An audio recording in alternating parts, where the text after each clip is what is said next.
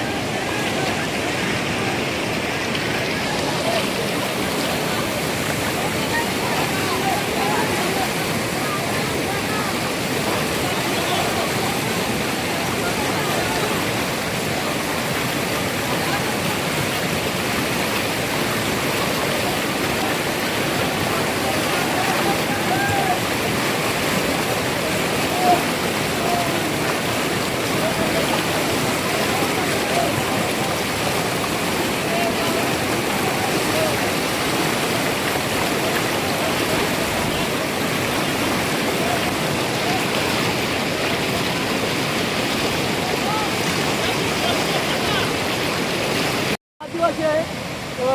पहिल्यांदा माझी ओळख करून देतो। माझे नाव राजराम उघडे। मी वरोसा, उंबरवाडी, पिरकतवाडी आणि आरकतवाडीचे सर्व ग्रामस्थ आम्ही खालापूर तालुक्यात राहतोय। आज आमच्याकडे सकाळी माहीत झाले होता तो स्मशानभूमीत नेतानी जी परिस्थिती आहे ती तुम्हाला आम्ही दाखवणारच आहे। परंतु पहिल्यांदा मी सांगू इच्छितो, आज केंद्रातून आपल्याला करोड रुपये आणि राज्यातून करोड रुपये निधी येतो आदिवासींसाठी, परंतु आमच्या आदिवासींची काय परिस्थिती आहे ते आज तुम्ही समक्ष पाहू शकतात।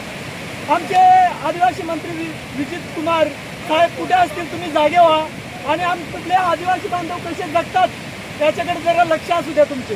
आणि ह्याच ब्रिजचं उद्घाटन त्याला आज कमीत कमी 5 महिने झाले। उद्घाटन होऊन सुद्धा आज इथे सुद्धा कुठला वीट किंवा कॉन्क्रीटीकरण काही झालेलं नाही। तुम्ही समक्ष पाहू शकता। आम्ही सकाळच्या आमच्या गावातलं मयत जे नेलेलं आहे ते तुम्हाला नंतर आम्ही दाखवणार आहोत।